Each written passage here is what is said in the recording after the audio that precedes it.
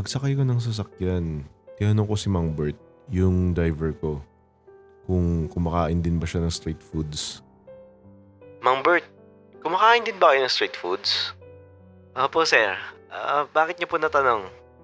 Kumain kasi ako kanina ng kwek-kwek, yung kulay orange. Tsaka yung balot, first time ko lang natikman yun. May mga alam pa po ba kayo na street foods bukod doon?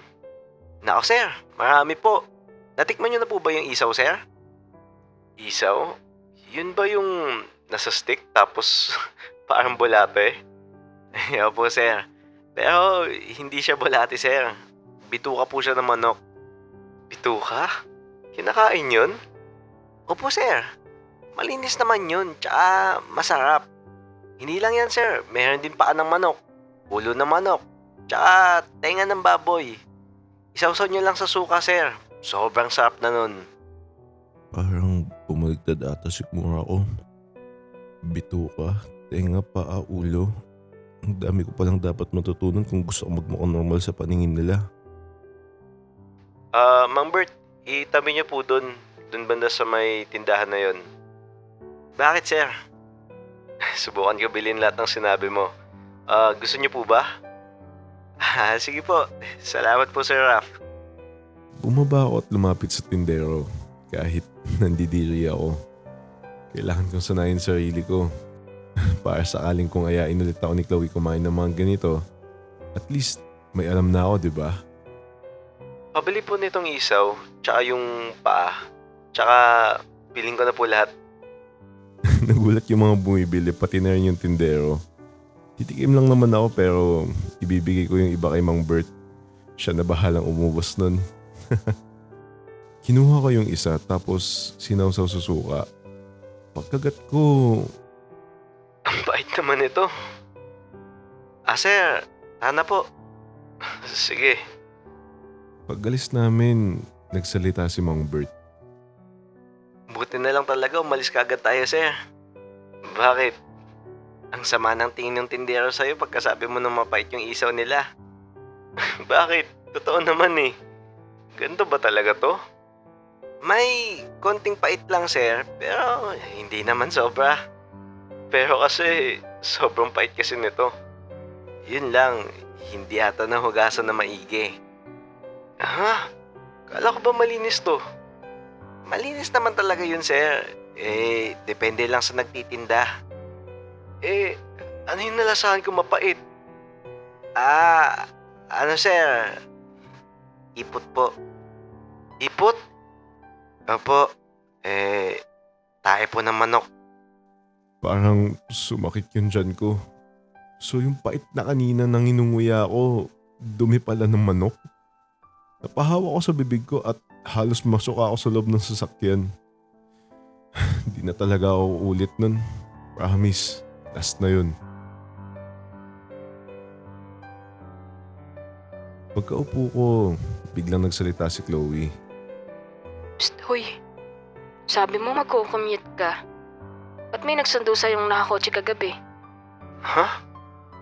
Nakita mo? Oo. Nakita kaya kita sa rooftop kagabi. Sinungaling to, sabi mo magko-commute ka. Nag-book na lang ako bigla ng Grab. Baka kasi maligaw ako. Di ko kasi kabisado yung sa inyo eh. Tinuro ko na nga sa'yo yung daan. Oo nga. Pero kasi, syempre gabi na din. Dilim kaya sa lugar nyo?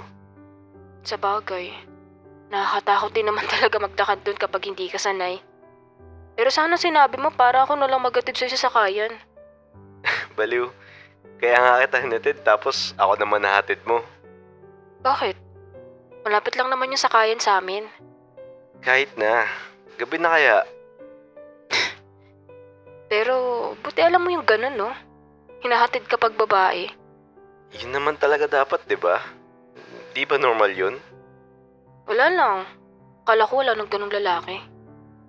Yun kasi turo ng tatay ko sa akin. Basta babae, dapat hatid sundo ko daw. Ayos yun. Naturuan ka ng mabuti ng dad mo. Swerte magiging GF mo. Swerte? Parang yun lang. Kaya naman gawin ng ibang lalaki yun. Basta. Feel ko napakabuti mo namang tao. Kahit Hindi ako mayaman kagaya mo. Hindi naman nasusukat yun dun. Parehas pa rin naman tayong tao. Napatitig ako sa kanya. Wala lang, iba lang siya sa mga na-meet ko before. Halos karamihan kasi hindi ganito makitungo sa akin.